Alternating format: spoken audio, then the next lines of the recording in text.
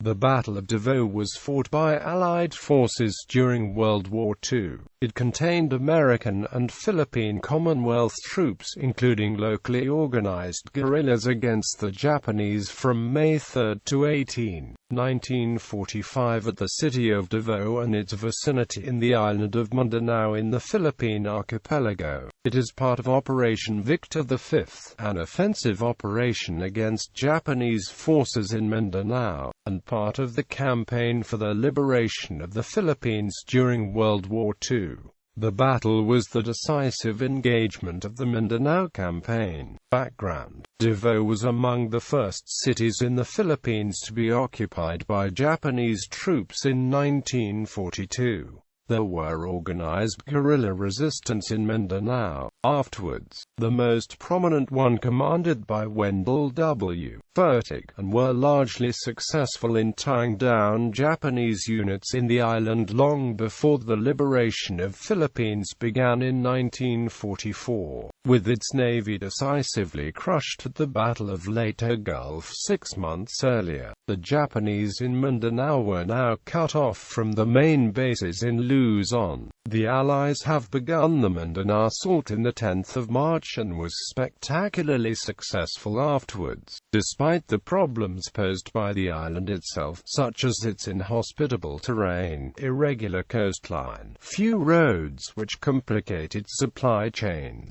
and the thick defense of the Japanese forces. Prelude: the Allies had already taken much of central Mindanao, having destroyed several Japanese units in Malaybalay and Cabican sectors beginning the 17th of April. By this time the Allies are preparing for the assault in Davaocity. The strongest of the Japanese defenses in the island were concentrated around the Davao Gulf area, which was heavily mined to counter an amphibious landing, and in Davaocity, the island's largest and most important city. Artillery and anti-aircraft batteries extensively ringed the coastal shoreline defenses, believing that the Americans would ultimately attack from Davao Gulf and also anticipating that they would be eventually driven from the city. The Japanese also prepared defensive bunkers inland behind its perimeter where they could retire and regroup, with the intention of prolonging the campaign as much as possible. Dispositions and terrain: soldiers from the American 8th Army are yet to land from their ships steaming in the Davao Gulf heading towards Davaocity, with Allied assistance. Separate large-sized Filipino Commonwealth regular units are already being formed in eastern and southern Davao Province in anticipation for the upcoming battle, while guerrilla and regular units are already fighting the way through the forests of southern Mindanao to assist the Allies in liberating the city. Defending the city is the role of the Japanese 100th Division under Gen. Harada, with its headquarters at the peak of the Shrine Hills, which is west from the city center, where it offered strategic vantage point over the Allies as well as commanding view of the Davao Gulf, where American amphibious units are to disembark. It anchored its defenses at Catagan, 13 miles southwest from the city center, the right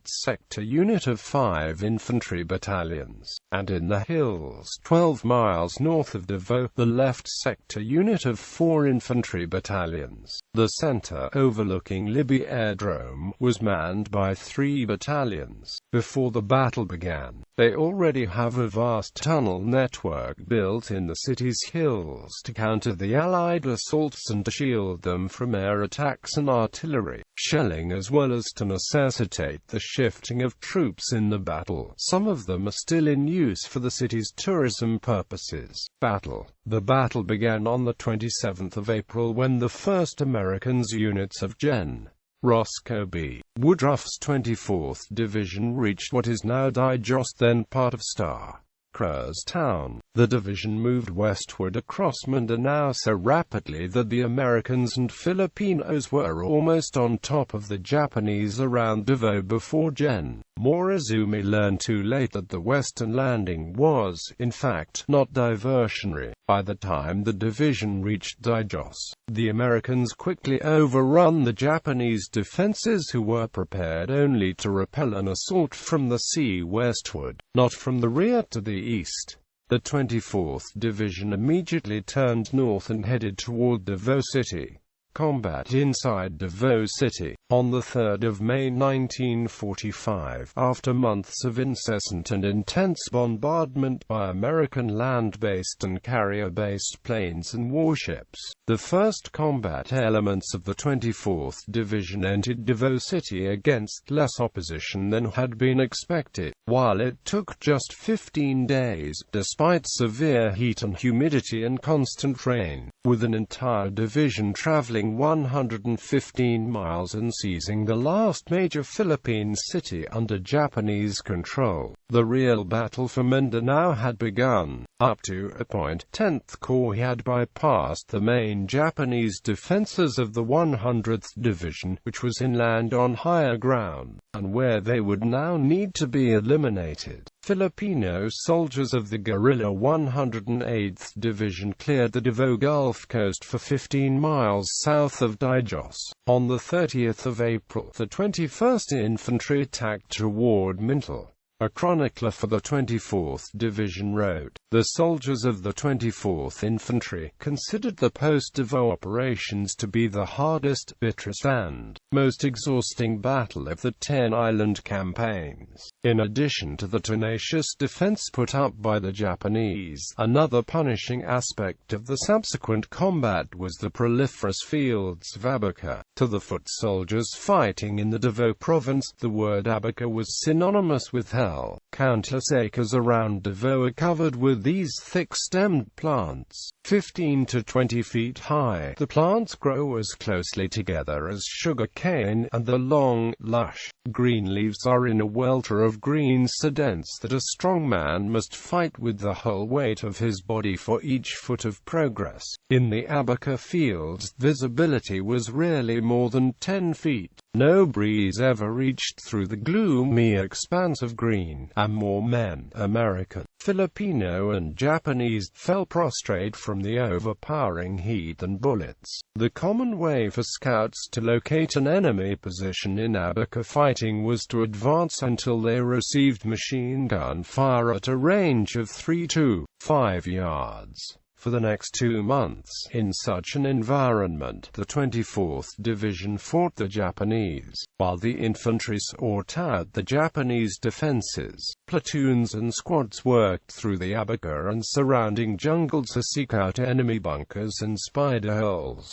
In this way, fighting progressed slowly, but the Americans and Filipinos were making headway. At Libby Aerodrome and the village of Mintal, some 5 miles west of Davao City, the 21st Infantry Regiment got assailed from 3 sides in a concentrated attack by a numerically stronger enemy. Individual acts of heroism often spelled the difference between victory and defeat in the desperate fighting. On the 14th of May, posthumous Medal of Honor awardee, PFC, James Diamond of D Company fell mortally wounded as he was leading a patrol to evacuate more casualties when came under heavy attack. He drew enemy fire while sprinting to an abandoned machine gun and was caught in a hail of bullets, but he allowed his patrol to reach safety. The regiment then had to withdraw and regroup with the 24th Division near Toril, at the city's southern part, to prepare for a renewed assault. On the 17th of May, after being exhausted and bloodied during the fighting in Mintal village, the 24th Division, with fresh reinforcements, renewed its offensive, with the 21st and 34th Infantry Regiments attacking against the Japanese center, the 34th east of the Talamo River and the 21st west. At the same time, the 19th Infantry Regiment, supported by the guerrilla 107th Division, attacked northwards from the city center. On the 28th of May, the 34th Infantry contacted the 21st Infantry east of Tugboat, west from the city center. Naval engagements in the Davao Gulf. American warships sallied in Davao Gulf shortly before the battle began, and during the battle after they have landed the troops ashore. While the battle is raging in the city, however, there came another problem from the sea. By the time the battle began, Japanese suicide boats began harassing American shipping in the area operating from the base at Piso Point, currently part of Binaybinay town, which is located at the eastern shore of the Gulf. Piso Point is strategically located at the south with many overhanging trees, which allows the Japanese to initiate camouflage attacks against the Allies. As part of the battle, the Americans, while engaging in Davao City and its vicinity, were also given the mission to eradicate Japanese troops situated at the western portion of the Gulf.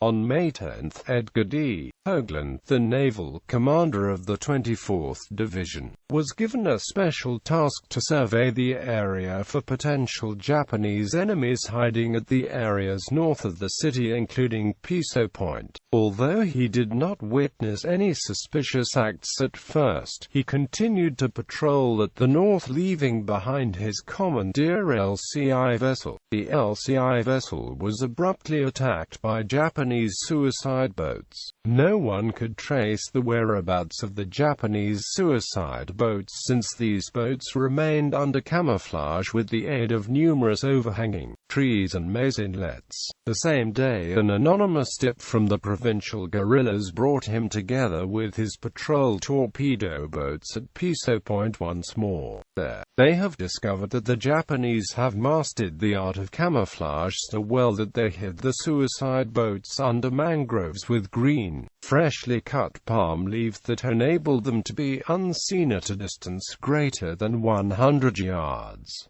Credits are given to Marine Major Richard E. Maulsby, pilot of a Marine missile bomber, and Marine First Lieutenant Do-It L. Fish for discovering the hidden Japanese suicide boats. On May 14, Hoagland, together with Ensign John Adams, USNR, and the patrol torpedo boats, approached the point to exterminate the remaining Japanese troops with the suicide boats. Since they were all suicide boats, all Japanese were killed during the ensuing engagement and no prisoners were taken. Hoagland then ordered his forces to burn the remaining equipment, closing the battle. On the 29th of May, the 19th Infantry started from the coast north of the city and, with Wendell Fertig's guerrilla units coming from the west of the city, blew open the Japanese eastern flanks situated west from the city center, capturing the villages of Tacunian, Ula, Matina, Bio, Magchuad, and attacking towards Mandug. The fighting later claimed the life of the 19th Infantry's commander, Col.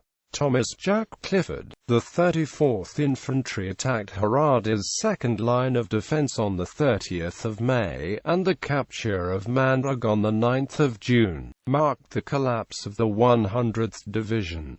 The 21 Infantry took Wangan on the same day. On the 10th of June, the beaten Japanese 100th Division withdrew into the mountains of Bukidnon. Devastating American firepower proved crucial during the battle, with the Allied Navy controlling Davao Gulf and the Filipinos at the city's surroundings. The rest of Davao City is now encircled at all sides by the Allies, with most of the city, including the whole of the city proper, now under Allied control. Most Japanese units west of the city are now isolated, and Allied troops are now commencing mop-up operations in several sectors in the city and the province. Piecemeal resistance in the west of the city were among the last in the Philippine Islands during the Liberation Campaign, before all of them were eventually quelled by the Allies at the end of the war. Conclusion: the fighting around the fringes of Davao City from late April to mid-June cost the 24th Infantry Division some 350 dead and 1,615 wounded, and the troops of the Philippine Commonwealth Army and Philippine Constabulary units some 2,800 killed and 7,455 wounded. while the Japanese 100th Division suffered about 4,500 killed and 30 captured. Many more from both sides suffered horrendous losses during the vicious fighting elsewhere in the province.